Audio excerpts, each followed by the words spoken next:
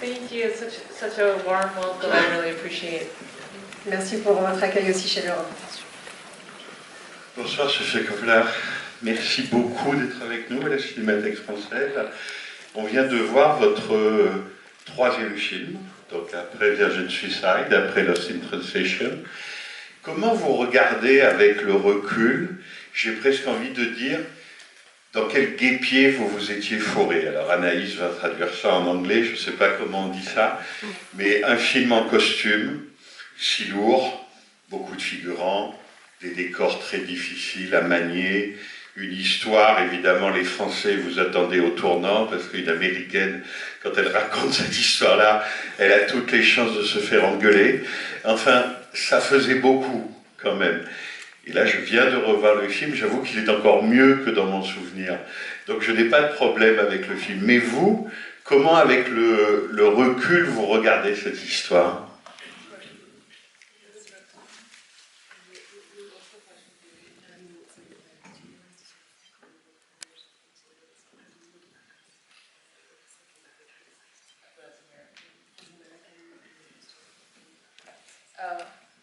Yeah, now at the time I was just focused on the approach that I was excited about making, but I realized that as an American coming to France and doing Marie Antoinette, everyone's speaking with California accents. It's a little bit. I hope it's not disrespectful. But I was thinking about her story and that time, and was really excited about making a film that didn't feel like a dusty period movie where the costumes felt old and faded, and I wanted to feel very alive and feel like teenagers, and so and I was excited because it reminded me of new romantic music that I listened to in the 80s, and doing it through that filter. And I loved the Ken Russell film Listomania about Franz Liszt, and how he had total freedom and was very pop about it. And they had I think like ice cream sundaes and paparazzi in 18th century. So I was inspired by him with the approach. Sur le coup, c'est vrai que j'ai pas forcément réalisé, j'étais concentrée sur mon approche et ce qui m'intéressait dans l'histoire. Et c'est vrai que maintenant que j'y repense, une Américaine qui vit en France faire un film sur l'histoire de France avec des acteurs qui parlent avec un accent californien, j'espère que ça n'a pas été trop vu comme un manque de respect. Mais moi je réfléchissais à cette histoire d'elle que je voulais raconter sans vouloir en faire pour autant un film d'époque qui soit poussiéreux avec de vieux costumes défraîchis. J'avais envie qu'il y ait quelque chose de frais et d'adolescent là-dedans. Et ça correspondait aussi à cette nouvelle musique romantique que j'écoutais beaucoup des années 80. Et je m'étais beaucoup inspirée de Ken Russell qui, dans un de ses films, avait vraiment utilisé la musique de Liszt et qui avait comme ça, comme quelque chose qui embarque le public, mais en même temps avec quelque chose de très pop à la fois. Est-ce que, malgré tout ça, la lourdeur du tournage, le nombre de figurants, le prix du film, est-ce que tout ça, à un moment, a été un peu difficile à gérer et imposer votre vision d'auteur, malgré tout ça, c'est-à-dire décider que ça ne serait pas un film sur le luxe, ça ne serait pas un film sur le faste, ça serait quelque chose d'intime. Est-ce que c'était difficile d'imposer comme ça une vision intime au milieu justement de tout ce luxe et de tout ce faste?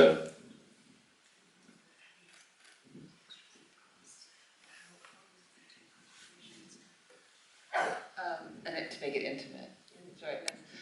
I think I was always trying to tell the story of her as a girl at that age and what it would be like to be in that situation and how overwhelming, and it was really fun to build the world with all the costumes and Milena Cananero's incredible work, but the carriages and the extras, and make a big period movie because I grew up watching the costume movies, so it was fun to be sort of in that genre, but also focused on making intimate portrait of a girl and how she was feeling. Oui, moi je me suis vraiment concentrée sur ce que c'était que d'être une fille de son âge dans cet environnement et je me suis amusée à faire ce film en costume parce que moi j'ai grandi en regardant des films en costume et j'aimais ce genre et ce portrait de jeune femme.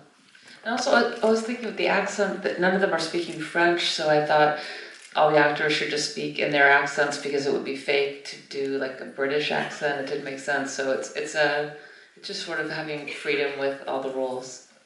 Et comme aucun des acteurs de toute façon n'allait parler français dans le film, je trouvais que ça aurait sonné faux tous leur demander de parler avec une sorte d'accent britannique. Est-ce que vous vous souvenez du tout premier plan du film, pendant le générique? C'est quelque chose que normalement, qui est interdit au cinéma, puisque Marie-Antoinette, en fait, nous regarde. Elle échange presque un regard de complicité avec le spectateur. Pourquoi vous vouliez commencer par ce plan-là?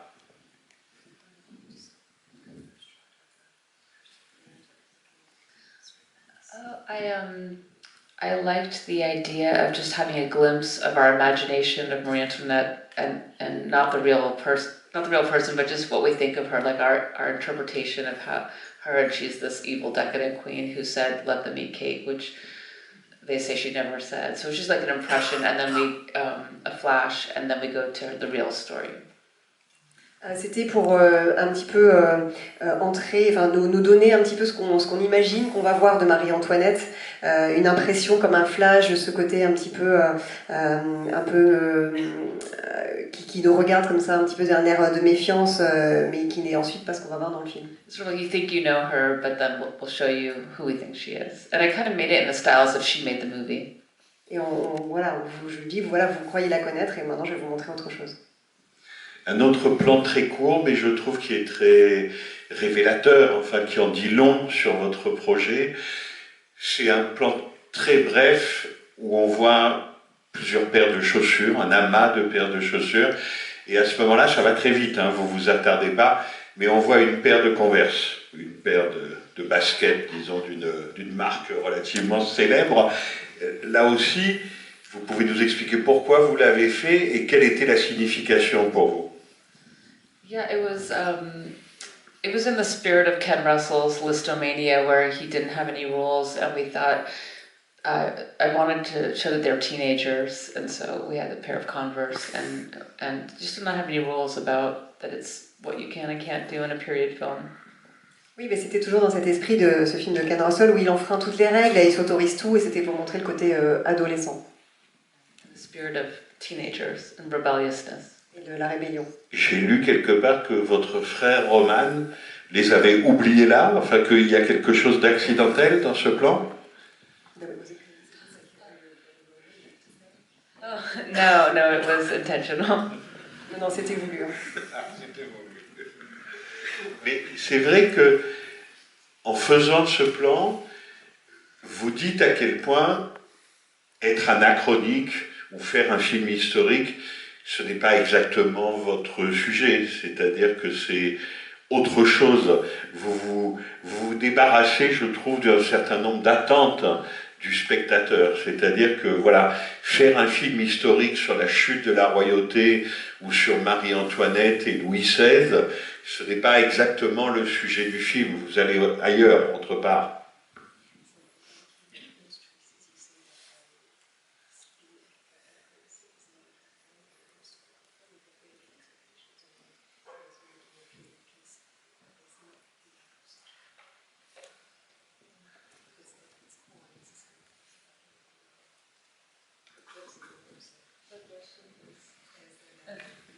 Le terme important, c'est anachronisme. No, I wanted to do it in the spirit of, teenage feeling and what felt like suited how, it's rebellious and it's about a teenage girl who's misunderstood and having fun with the subject. Oui, c'était vraiment toujours dans cet esprit de faire un film d'adolescente sur toute la rébellion qu'elle ressent et aussi elle se sent incomprise et ensuite s'amuser avec tout ça. Est-ce que vous pouvez nous raconter comment se sont organisés les deux films? C'est-à-dire celui-là, et Lost in Translation. C'est-à-dire que la préparation quand même de ce film a été longue et Lost in Translation en fait a été fait avant. Des deux films, lequel a été écrit en premier en fait? Quel était le premier projet? I wrote them at the same time. I was writing them at the same time. I was writing Lost in Translation and also working on this. So, which I thought was it's helpful as a writer when you get stuck on what you're writing, then you can go to the other one, and when you're stuck on that, you go back and forth. Yeah, I was living in LA and writing both at the same time, and then I made Lost in Translation, and then I always wanted to make the story of Marie Antoinette, and I was adapting the book by Lady Antonia Fraser, who I would speak to about it. But I was in two different mindsets, and there were very, very different productions to shoot because Lost in Translation was very low budget and small, and this was a lot of people and a big world to create. Oui, je les ai écrits à peu près en même temps, ces deux projets, et ça aide quand on écrit d'être sur deux sujets en même temps, parce que quand on est bloqué d'un côté, on peut passer à l'autre et faire des allers-retours comme ça. Effectivement, à ce moment-là, j'étais à Los Angeles et j'écrivais les deux films, et finalement, c'est Lost in Translation qui s'est fait d'abord. Il y avait un gros travail d'adaptation du livre d'Antonia Fraser sur Marie-Antoinette, et donc j'étais dans deux états d'esprit totalement différents, et les deux productions étaient aux antipodes l'une de l'autre. Pour Lost in Translation, c'était quand même un beaucoup plus petit budget, il y avait tout un monde à créer dans Marie-Antoinette. Et puis Lost in Translation, c'était un scénario original, donc c'était quelque chose de beaucoup plus léger, oui, et puis fluide. Est-ce que c'est vraiment un film que vous avez presque improvisé en attendant de pouvoir faire celui-là?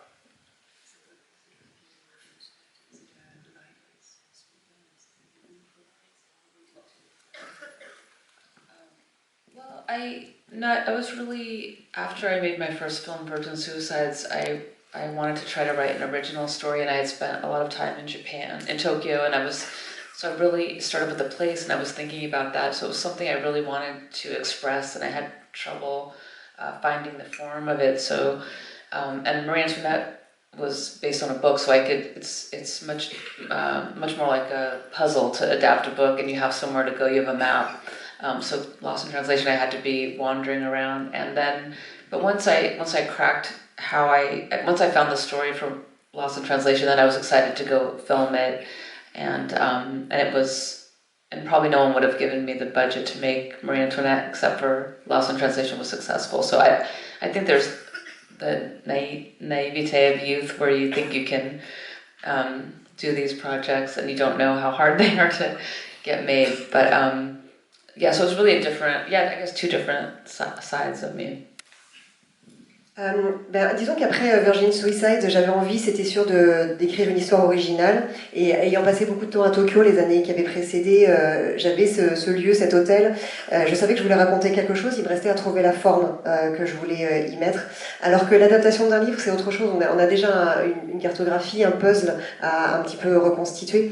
Alors que Lost in Translation, il y avait un peu d'errance dans le processus d'écriture. Et une fois que j'avais trouvé mon histoire, par contre, j'avais hâte de la tourner. Et en plus, j'étais pas certaine d'avoir encore le budget de tourner Marie-Antoinette, sauf si Lost in Translation était un succès. Et j'étais encore peut-être un peu naïve à l'époque. Je ne savais pas exactement à quel point ce serait difficile de faire ce film-là. Alors, bien sûr, quand on revoit tous vos films, comme c'est notre cas en 5 jours, on a évidemment envie de trouver des liens, des communautés, des thèmes entre eux. Mais c'est vrai que si je pense à Marie-Antoinette et si je pense à Priscilla, votre dernier film, c'est impossible de ne pas trouver quelque chose en commun. Est-ce que vous êtes quand même d'accord avec ça? When I looked at the story of Priscilla, I thought, oh, is this too similar to Marie Antoinette? But then, so I definitely see the similarities. And even the opening shot of giving a glimpse of what we think we know about her, it starts kind of in a similar way. So I see the similarities, but to me it was different enough that it was a challenge and interesting to me. It was where Marie Antoinette just ended up there without her choice. In the story, Priscilla is trying to get to Graceland, and she's driving her story, and she leaves at the end. So it's much more it's a different story, but it does have things in common, and they're sisters, maybe. Alors moi au départ, c'était pas forcément ce que je voyais. Maintenant, je vois tout à fait ce que les gens disent, que ça se ressemble beaucoup. Mais surtout le premier plan où on donne à voir ce que les gens pensent de la personne sans la connaître. Mais pour moi, c'était assez différent. C'était suffisamment différent, surtout pour que j'ai envie de le faire, que ça m'intéresse et que ce soit un peu un défi pour moi. Et Marie-Antoinette, elle se retrouve là. Elle n'a aucun choix. À aucun moment, elle n'a le choix. Alors que Priscilla, elle a envie d'arriver à Graceland et à la fin, elle part de son propre chef. Donc, c'est pas tout à fait la même chose, mais oui, bien sûr, je dis peut-être qu'elles sont enfin sœurs, ces personnages, ces héroïnes. Non, bien sûr, c'est pas la même chose, c'est pas la même histoire, mais il y a quelque chose qu'on ressent très fort chez vous, et je pense que vous avez aussi décidé de faire Marie-Antoinette quand vous avez découvert le château de Versailles. C'est les lieux. C'est-à-dire que c'est des lieux qui sont à la fois des prisons. Même le parc Hayat à Tokyo, c'est une prison de luxe, mais quand même c'est un endroit où on est enfermé. Versailles, c'est un endroit où on est enfermé. Graceland, c'est un endroit où on est enfermé. Est-ce que ce sont des prisons ou aussi des endroits où on est protégé du monde extérieur? I think I like to see something that looks on the outside like a dream, you know, like there's a fairy tale, like they have everything they want. She gets to live in a castle, but then the reality is that they're human and they have struggles and problems, and that doesn't protect you from the human experience. And so I like to see the side behind the curtain that you don't imagine. You think they have everything, but they have struggle, they're the human side.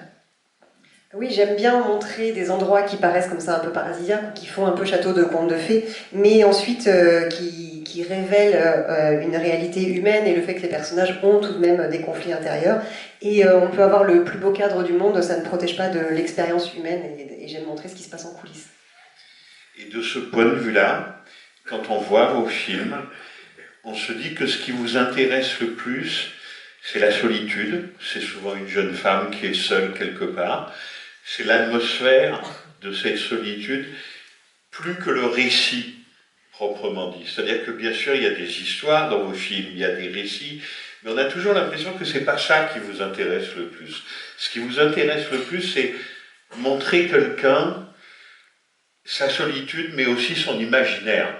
C'est-à-dire à quoi rêvent aussi ces jeunes femmes qui sont un peu enfermées dans ces endroits-là. Peut-être là, il faut qu'Anaïs traduise.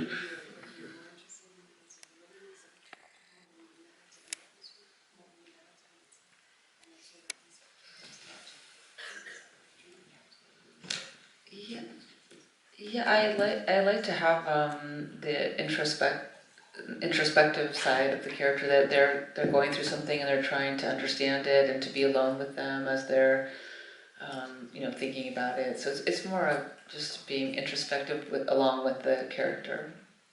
C'est ma façon de montrer justement le côté introspectif des personnages. J'aime bien me retrouver seule avec eux pour montrer leur intériorité. Oui. Yeah, more interested in the drama going on in interior than the exterior. Lui montrer ce qui se joue à l'intérieur, les drames intérieurs que extérieurs. Pour Priscilla, je reviens un peu à la comparaison et au rapprochement entre Marie-Antoinette et Priscilla. C'est le livre, c'est ses mémoires qui vous ont intéressé, qu'elle a écrit, mais quand même, voilà, on est en 2023, vous êtes une cinéaste, vous êtes une femme, vous allez raconter l'histoire d'une gamine de 14 ou 15 ans qui tombe amoureuse du chanteur le plus célèbre du monde. Est-ce que vous voyez aussi, en vous intéressant au projet et à ce livre, la source de problèmes que ça allait créer? C'est-à-dire, comment regarder ça d'un point de vue contemporain, de notre point de vue aujourd'hui?